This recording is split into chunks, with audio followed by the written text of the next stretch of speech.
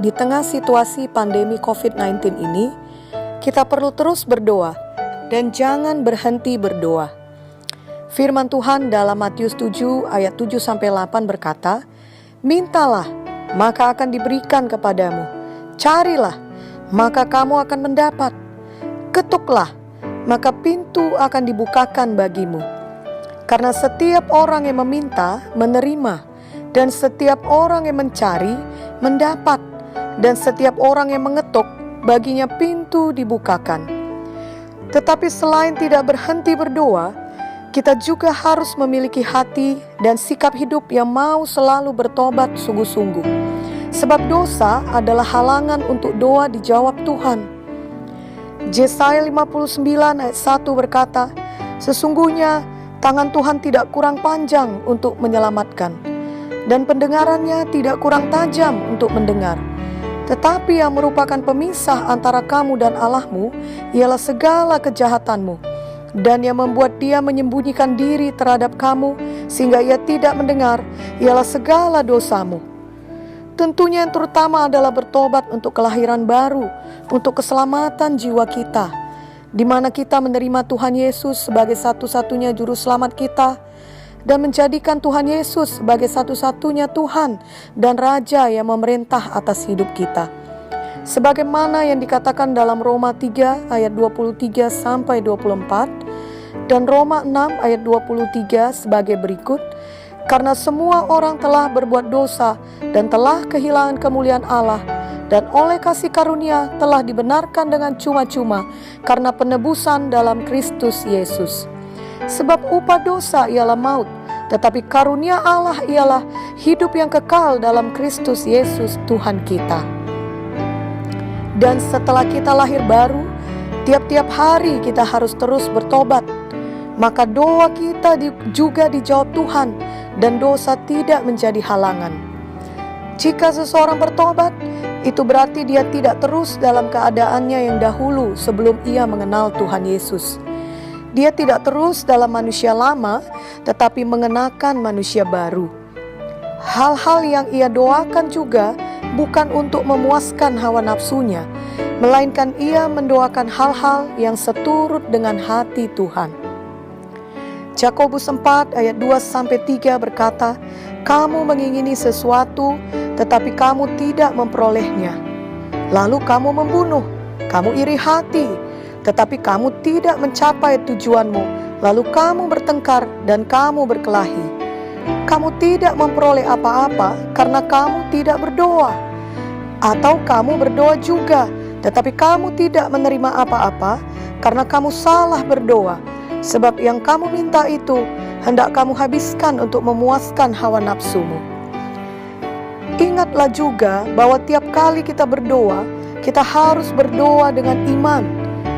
Itu juga berarti bahwa doa kita seturut dengan firman Tuhan, dengan hati Tuhan, bukan sekedar keinginan hati kita semata. Kita tahu bahwa iman timbul dari pendengaran akan firman Tuhan.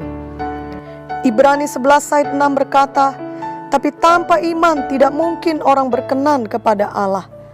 Sebab barang siapa berpaling kepada Allah, ia harus percaya bahwa Allah ada, dan bahwa Allah memberi upah kepada orang yang sungguh-sungguh mencari Dia."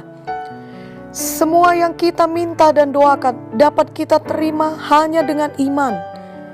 Dan jangan kita berhenti atau menyerah di tengah jalan, melainkan kita harus tetap bertekun berdoa, tidak tahu malu dalam berdoa dengan iman kepada Tuhan Bapa kita yang baik.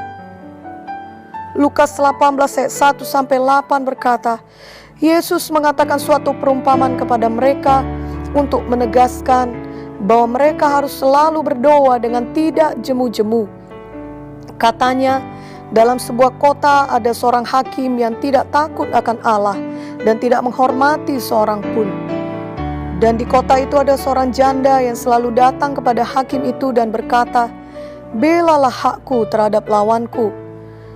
Beberapa waktu lamanya hakim itu menolak, tetapi kemudian ia berkata dalam hatinya, "Walaupun aku tidak takut akan Allah dan tidak menghormati seorang pun, namun karena janda ini menyusahkan aku, baiklah aku membenarkan dia, supaya jangan terus saja ia datang dan akhirnya menyerang aku. Kata Tuhan, camkanlah apa yang dikatakan hakim yang lalim itu. Tidakkah Allah akan membenarkan orang-orang pilihannya yang siang malam berseru kepadanya?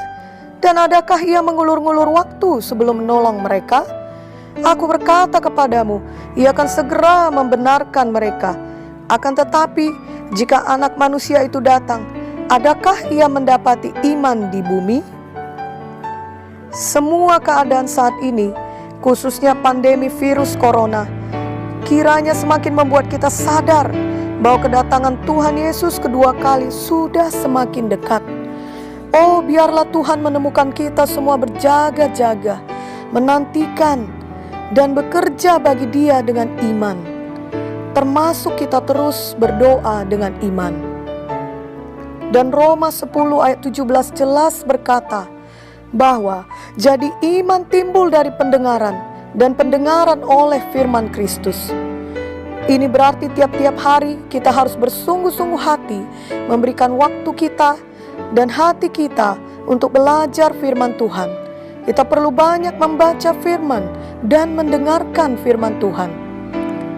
Dalam perumpamaan benih, dikatakan hati yang subur supaya firman Tuhan itu berbuah adalah hati yang A. Mendengar dan mengerti firman. Dalam Matius 13 ayat 23 dituliskan, yang ditaburkan di tanah yang baik ialah orang yang mendengar firman itu dan mengerti, dan karena itu ia berbuah. Ada yang 100 kali lipat, ada yang 60 kali lipat, ada yang 30 kali lipat. B. Mendengar dan menyambut firman. Markus 4 ayat 20. Dan akhirnya yang ditaburkan di tanah yang baik ialah orang yang mendengar dan menyambut firman itu lalu berbuah. Ada yang 30 kali lipat, ada yang 60 kali lipat, dan ada yang 100 kali lipat. C.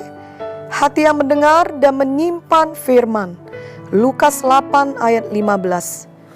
Yang jatuh di tanah yang baik itu ialah orang yang setelah mendengar firman itu menyimpannya dalam hati yang baik dan mengeluarkan buah dalam ketekunan. Marilah kita praktekkan ketiga hal di bawah ini. Yang pertama, kita mengerti, menyambut dan menyimpan firman. Ini juga berarti kita mengingat firman itu atau menghafal ayat firman. Amsal 4 ayat 20-22 berkata, "Hai anakku, perhatikanlah perkataanku, arahkanlah telingamu kepada ucapanku. Janganlah semuanya itu menjauh dari matamu, simpanlah itu di lubuk hatimu. Karena itulah yang menjadi kehidupan bagi mereka yang mendapatkannya, dan kesembuhan bagi seluruh tubuh mereka." Yang kedua, memperkatakan firman Tuhan.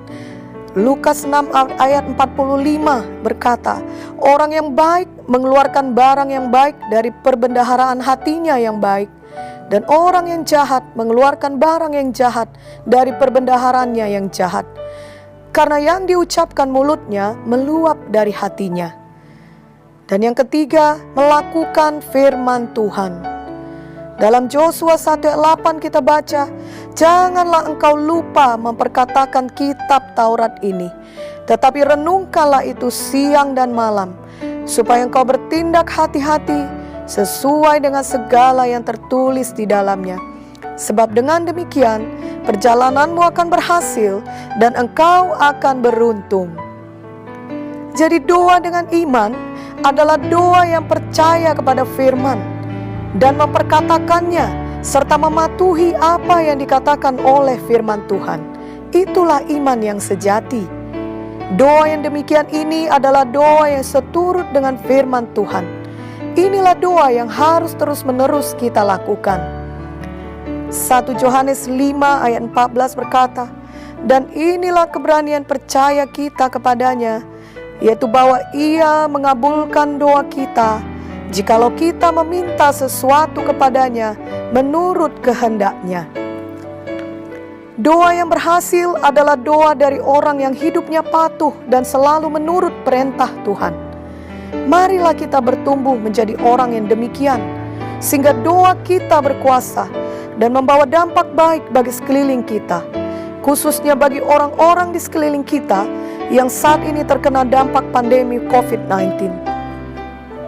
1 Yohanes 3:22 dituliskan, dan apa saja yang kita minta, kita memperolehnya daripadanya, karena kita menuruti segala perintahnya dan berbuat apa yang berkenan kepadanya. Amsal 15 ayat 29 berkata, Tuhan itu jauh daripada orang fasik, tetapi doa orang benar didengarnya. Dan Yakobus 5 ayat 16 berkata, karena itu hendaklah kamu saling mengaku dosamu dan saling mendoakan supaya kamu sembuh. Doa orang yang benar bila dengan yakin didoakan sangat besar kuasanya. Amin.